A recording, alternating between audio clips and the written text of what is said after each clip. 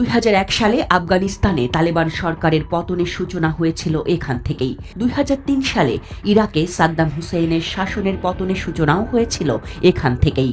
ভারত মহাসাগরের মাঝখানে নিঃশব্দ এক দ্বীপ, দিয়েগো গার্সিয়া। আজ 2025 সালে সেই ঘুমন্ত দ্বীপ আবারও জেগে উঠছে বহুদূরের এক নতুন যুদ্ধ সম্ভাবনার ইঙ্গিতে।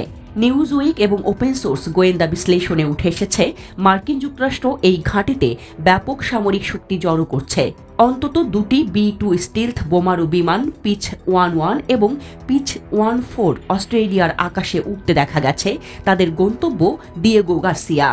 আরও একটি B-2 বিমান তাদের সঙ্গে রয়েছে বলে জানা গেছে। এই বিমানের সঙ্গে যুক্ত হয়েছে 3টি C-17 কার্গো প্লেন এবং 11টি KC-130 রিফুয়েলিং ট্যাঙ্কার, যেগুলো গত 48 ঘণ্টায় ঘাঁটিতে অবতরণ করেছে। এর অর্থ যুক্তরাষ্ট্র শুধু বোমারু পাঠিয়েছে বিশাল সরঞ্জাম, জ্বালানি ও লজিস্টিক সাপোর্টও। এই মোতায়েন একেবারেই তাৎপর্যপূর্ণ সময়ের মধ্যে ঘটছে। প্রেসিডেন্ট ডোনাল্ড ট্রাম্পের প্রশাসন ইরানকে নতুন একটি পরমাণু চুক্তিতে সম্মত হতে 2 মাস সময় দিয়েছে। ব্যর্থ হলে সব ধরনের ব্যবস্থা টেবিলে আছে বলেও হুঁশিয়ারি দিয়েছে যুক্তরাষ্ট্র। উল্টো দিকে ইরানও থেমে নেই। তারা প্রকাশ্যে এনেছে একটি নতুন মিসাইল সিটি, ভূগর্ভস্থ এক বিশাল সামরিক ঘাঁটি, যেখানে রয়েছে নানা রকমের দূরপাল্লার ব্যালিস্টিক ক্ষেপণাস্ত্র। ইরানের সেনাপ্রধান major general Mohammad Hossein Bagheri হুঁশিয়ারি দিয়ে বলেন, এই ক্ষমতার ভারসাম্যে শত্রুরা পিছিয়ে পড়বে। আর ট্রাম্প বলছেন, হুথিদের উপর ভয়ঙ্কর আঘাত এনেছি, আরও দেখতে থাকুন। হ্যাঁ, ইয়েমেনে হুথি বিদ্রোহীদের উপর মার্কিন বোমারু বিমানের হামলা এর আগেও হয়েছে। তবে এই B-2 মোতায়েনের মাত্রা ও কৌশল বলছে এবার হিসাব আলাদা।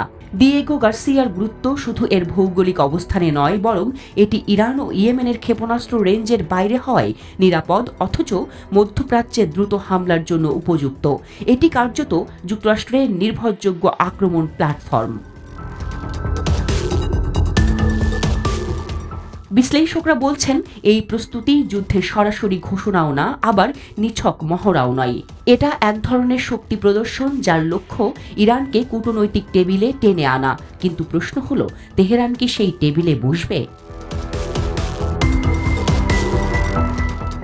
ইতোমধ্যেই হুথিদের পক্ষ থেকে অভিযোগ এসেছে, যুক্তরাষ্ট্র মধ্যপ্রাচ্যে সন্ত্রাসকে রক্ষা করছে, জনগণের বিরুদ্ধে যুদ্ধ করছে।